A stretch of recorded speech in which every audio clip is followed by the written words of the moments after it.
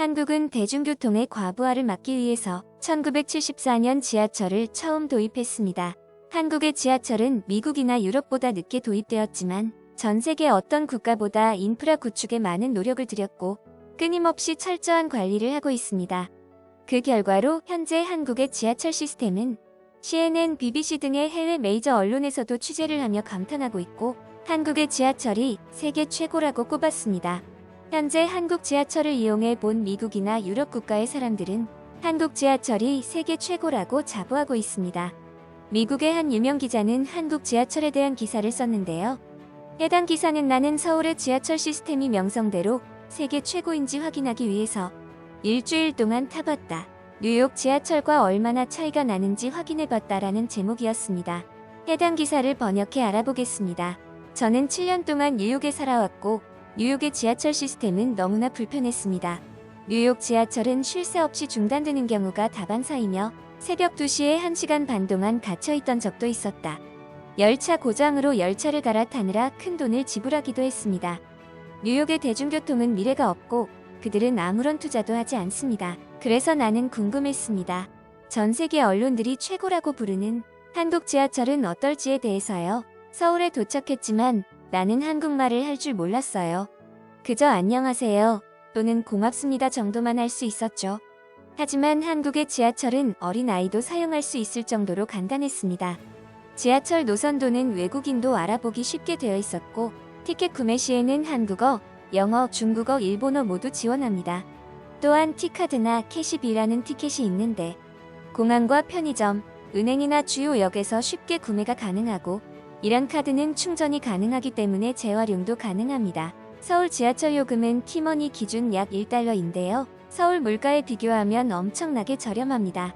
카드를 기계에 대기만 하면 바로 입장이 가능하여 편리합니다. 서울의 지하철은 하루 평균 약 700만 명을 수송하고 지하철 노선 길이당 이용객을 환산하면 단연 세계 최고 수준입니다. 이는 지하철이 얼마나 효율적인지 알려주는 것입니다. 사람들이 지하철을 편리하게 사용할 수 있도록 표지판이 친절하게 설치되어 있고 여러 언어로 출구와 환승 위치에 대한 정보도 제공합니다. 어느 방향으로 가야 하는지, 목적지까지 몇 미터 남았는지 정말 알기 쉽게 되어 있어서 놀랍습니다. 서울은 역 자체가 거대하기 때문에 표지판이 큰 도움이 되며 요금 게이트 전후에는 지하 쇼핑센터도 있었는데요. 상점에는 의류에서 음식, K-팝 팬 상품에 이르기까지 모든 것을 판매합니다. 열차를 기다리며 자동 판매기에서 간단한 음식도 살 수 있었습니다. 대부분의 역에는 열차가 역에 들어올 때만 열리는 플랫폼인 스크린 도어가 설치되어 있었는데요. 뉴욕에서는 이런 것이 없어서 매년 수십 명의 사람들과 많은 사람들의 휴대폰, 쓰레기 조각들이 선로에 떨어집니다.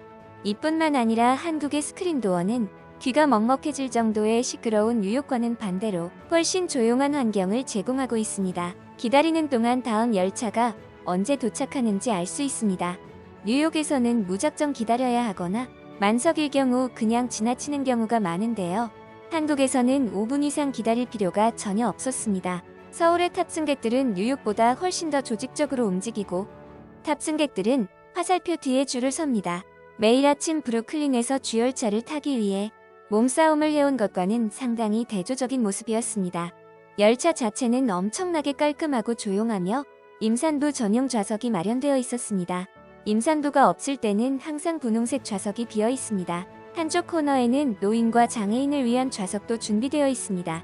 뉴욕이었다면 그 누구도 양보하지 않았을 것이고 저런 자리들은 의미 없는 자리가 되고 말았을 겁니다. 제가 좌석에 앉았을 때 놀라운 사실을 깨달았습니다. 영하 20도의 추운 겨울 어느 날 엉덩이가 갑자기 따뜻해졌습니다. 모든 의자에 열선이 매립되어 있었기 때문입니다. 뉴욕의 차갑고 딱딱한 의자와는 다르게 한국의 지하철은 무척이나 따뜻했었고 눈물을 흘릴 뻔했습니다. 게다가 모든 열차 내부에 와이파이가 설치되어 있어서 무료로 사용할 수 있다는 장점이 있습니다. 열차의 화면에는 한국어와 영어로 친절하게 다음 역을 안내해줍니다. 지금 내가 가고 있는 방향이 올바른 방향인지 알려주고 다음 행선지도 한국어와 영어로 큰 소리로 알려주기 때문에 절대 목적지를 놓칠 일이 없습니다. 일부 노선에서는 지하철 사용 방법을 재생시켜놓고 저는 열차 내부의 다양한 볼거리로 지하철 사용법을 완벽히 숙지했고 그들의 방식에 놀랐습니다.